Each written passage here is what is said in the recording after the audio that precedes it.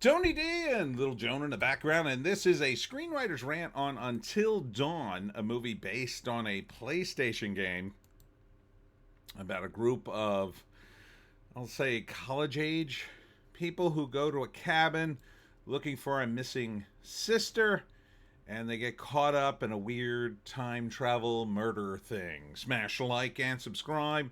Thank you for smash liking and subscribing. Check out my books. The links are in the description. Comedy horror in South Jersey. It's the Pineys, books 1 through 16, available at Amazon.com. Don't forget, Kindle Unlimited is free. Now, this is based on a video game. I'm unfamiliar with the video game at all. You in the comments can educate me, I'm sure. But the premise of the movie is, each night the people are trapped in the house. Coming soon, by the way. They're trapped in the house, and they get killed by a different monster or supernatural entity. And so this happens for 13 days, and then on the 13th day, they never come back again. There's a lot of problems with this premise. Now, I'm not sure. Now, the first problem has already been pointed out to the players of the game, is that the movie is completely different from the video game. Now, I don't know how different. Again, you could educate me in the comments. But this, as a premise for a video game, isn't all that bad, right? Because you could see how that could play out. Each level is one of the monsters, and then you beat the 13th monster on the last day, and you win the game, so to speak. So for a video game, you have the time to get to know the monsters, to find their various clues and whatever. You don't have time in a 2-hour or less movie to learn the names and origins of 13 monsters. All right, let's break that down. You've got 13 monsters.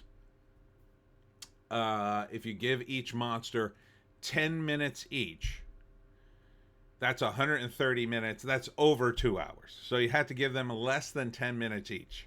On top of the fact, you have to introduce all the teenage characters, the house, and the concept. So that probably cuts off, I'm going to say, a good 20 minutes. So you really have only about 5 minutes per monster. That's not a lot of time to introduce a monster and make it feel like it's a scary monster with a huge backstory that's ancient and evil and is an actual threat. And that the characters keep coming back to life. Like the first time they come back to life, this completely undermines the concept of death.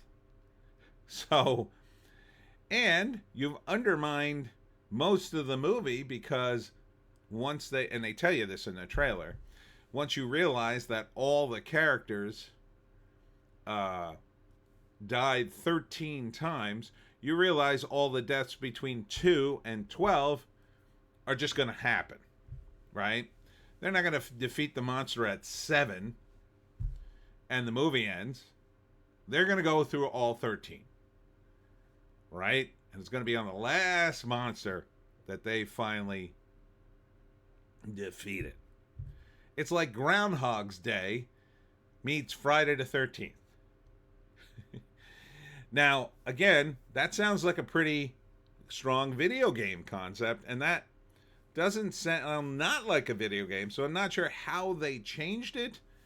There are a couple of ways as a screenwriter you could address this issue. The first thing you could do is you could thematically tie in all the monsters. So you could say, well, all the monsters are ghosts from a family that lived in the house. And then they could have their own distinct personalities and whatnot. Still, that's not great because you still have to introduce the personalities of family members. Yeah, you'd have the mom and the dad and the kids, but it would still require more of a backstory. Another way you could go at it is besides that theme, you could create a different theme, like all the monsters were initially part of a circus and they all died. Because then you have iconic positions in the circus, like the ringmaster, the fat lady, the muscle man, and all those things. You could go through all those, let's say. They're not doing that, apparently. Apparently, it's more iconic in terms of the monsters, maybe. So maybe you got a Jason Voorhees type, and then you got an It clown type, and you got a Terrifier clown type, and you got a Mike Myers clown type, and whatever.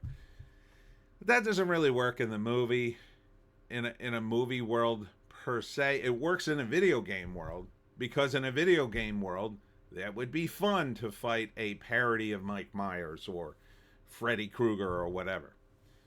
But for a movie, this, in my view, is you're taking on too much.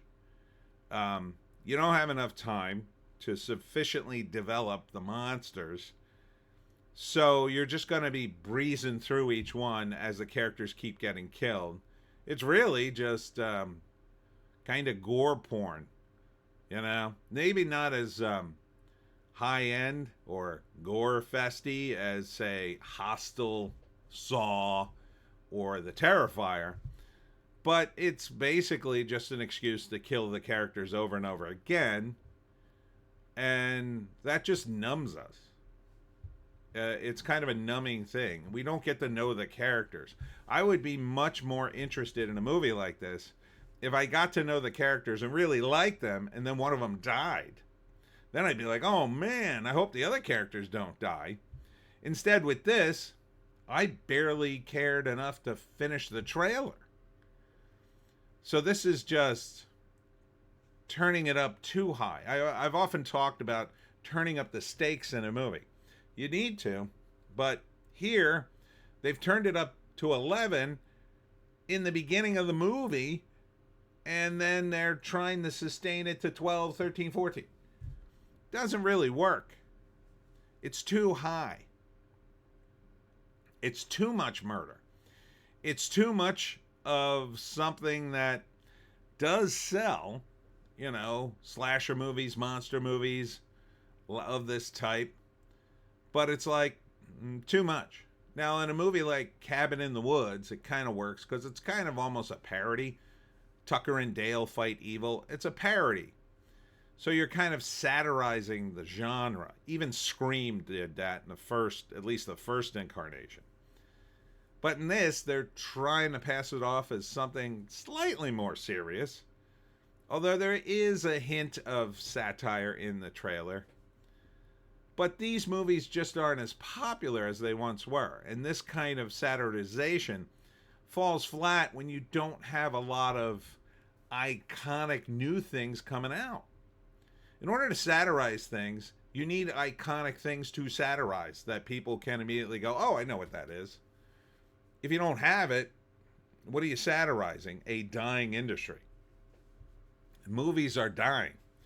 The subgenre of slasher films, they're kind of dying. I mean, there's a few hits here and there, The Terrifier and a handful of others, but they're not nearly as iconic as Friday the 13th, Mike Myers, and Freddy Krueger were in the 80s. Partially because of the saturation of the marketplace. So this is just more of that. This is like, they might as well call this movie Jumping the Shark. But it's also, I think, what they're trying to do is capitalize on the idea of turning yet another video game into a movie franchise, which was inevitable the moment Mario Brothers made $1 billion, right? We knew we were going to get stuff like this. And there are a lot of video games that are so cinematic, they might as well be movies. And have been. Uncharted is one of them. Although, ironically, the movie didn't seem to do as well as the video game. And whereas video games used to be an addendum to movies, it's kind of the other way around now. Because video games make so much money, it pales in comparison to the movies. You know, movies, we talk about $200 million budgets and how outrageous they are for movies. That's not outrageous for a video game. And not anymore. Not a big one. Most of them are in that range. The really big ones. But because the video games, like the movie industry, have been attacked relentlessly to be more equitable and inclusion and all that crap, they're being degraded too. So, would I see this? Nah, just looks boring. There's nothing new here for me. I've seen this all before. I've seen Groundhog Day, and the Bill Murray movie's awesome. I've seen plenty of slasher movies. I find them mostly uninteresting, the exception of the first Halloween. And what else you got left? Well, your cast is good looking, I guess. There's some strange incidents and the sets look okay, but that's not enough to get me to watch when the marketplace is just full of so many options. Quite frankly, I'd rather watch fail videos than this, which is probably what I'll do. Anyhow, that's it for me. Tony D. Oh, wait, did I do the 3-act breakdown? Okay. Act 1. They go to the house to find the sister, and they're all horribly murdered. Act 2, they wake up, realize they're in a continuous loop where they'll be murdered another 11 times before they finally figure out all the clues and defeat the 13th monster on the 13th day of reliving the same day over and over again. I don't think they saved the sister, but maybe. I mean, that would be a way to end it. A surprising way to end it would be that they all die. I wouldn't expect that. A really surprising ending would be that they defeat the monster on the 10th day or any day other than the last day. That would be surprising. But I guess the most surprising ending could be they all die. But I don't think that's going to happen. Anyhow, me and Little Joan, we're off to make more videos. Tune in on Saturday in Wildwood, New Jersey. At the Wildwood Convention Center, I'll be at WildCon from 10 to 4. And I will be doing my talk on how to hunt the Jersey Devil. Hope to see you there. We'll see you in the next one.